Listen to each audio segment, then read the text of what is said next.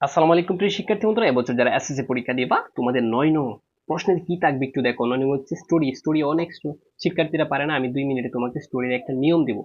ঠিক আছে, এই নিয়ম দিয়ে তুমি হাজার হাজার স্টোরি যেটাই আসো তুমি অন্তত স্টোরিতে কিন্তু 10 নম্বর। এই ভিডিওর মাধ্যমে তুমি অন্তত পক্ষে 5 পাবা। যত দুর্বল স্টুডেন্ট হও, একটা টিকিং দিয়ে দিচ্ছি। ঠিক আছে, শুরুতেই তুমি যদি একটা টিকিং বলি, স্টোরির যদি নামটা লিখতে পারো 2 নম্বর পাবা।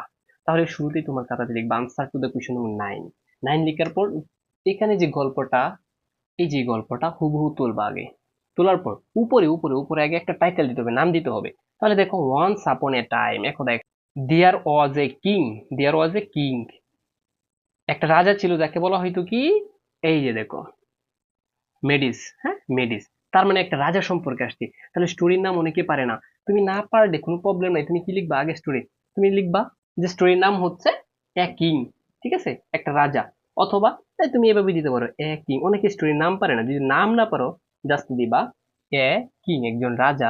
হো যে, যে হয় কি, এই যে নামটা এখন এখান থেকে দেখে লিখবা, জাস্ট স্টোরির নাম হয়ে গেছে। এই যে MIDAS, মেডিস। জাস্ট এই স্টোরির নামটা লিখছে, একটা টান দিবা। এটা লিখতে পারলে তোমাকে 2 নাম্বার টিচারে দিতে বাধ্য। কারণ স্টোরির যদি টাইটেলটা লিখতে পারো 2 নাম্বার, বাস কাজ শেষ। এখন তুমি কি করবা দেখো, এখান থেকে যেটা আছে পুরাটা তুলবা। এখন দেখো পুরাটা তুললে তোমার খাতাটা অনেক বেড়ে যাবে।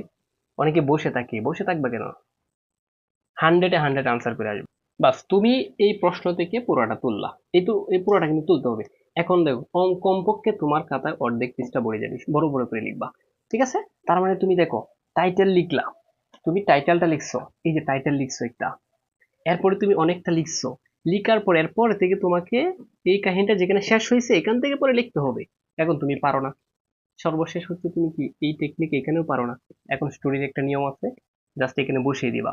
অথবা যদি না পারো, যদি কেউ 1-2 লাইন পারো যে এই রাজার ঘটনা সম্পর্কে, যারা বানিয়ে বানিয়ে লিখতে পারো, আমি আবার বলতেছি, খাতাটা তোমরা খালি রেখে আসবা না, অন্তত পক্ষে বানিয়েছে নিয়ে প্রশ্ন থেকে হলো দেখে 2 থেকে 3 লাইন বা 5 লাইন 6 লাইন লিখে আসবা। কথা বুঝছো?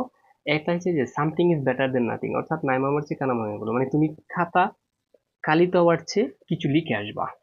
ঠিক আছে, তখন তোমার টিচারে দেখতেছে 1-2 নম্বর। যদি টিচারের মন চায় না ছেলেটা কষ্ট করে বা মেয়েটা কষ্ট করে লিখছে, তাকে পাশ দিয়ে দিবে কিন্তু। কথা বুঝছো? এটাই হচ্ছে টেকনিক। প্রিয় শিক্ষার্থী বন্ধুরা, যারা দুর্বল স্টুডেন্ট, আমি বারবার বলতেছি, অনেকে এটা দেখে আবার হাসাহাসি করবে, স্যার কি ম্যাজিক বুঝাইলো। অনেকে হাসাহাসি করবে, যখন তুমি ফেল করবা তখন আর তারা কি এগুলা বুঝবে না, তারা বলবে এই ছেলেটা তো ফেল করছে। তখন তুমি পাশ করবা, আরে আমি জানতাম এই ছেলে পাশ করতে বা এই মেয়ে পাশ করতে। কথা বুঝছো? সো প্রিয় শিক্ষার্থী বন্ধুরা, অল্প সময়ের মধ্যে যারা, মানে কি বলবো, পাশ থেকে বাঁচতে চাও, মানে ফেল থেকে বাঁচতে চাও, তারা অবশ্যই চ্যানেলটাকে সাবস্ক্রাইব করে রাখো নিয়মিত টেকনিকের ভিডিও পেতে। আর তোমরা চাইলে আমাদের একদিনের পাশের কোর্সে ভর্তি হতে পারো। ভিডিওটা কেমন লাগছে অবশ্যই কমেন্ট বক্সে জানাবা।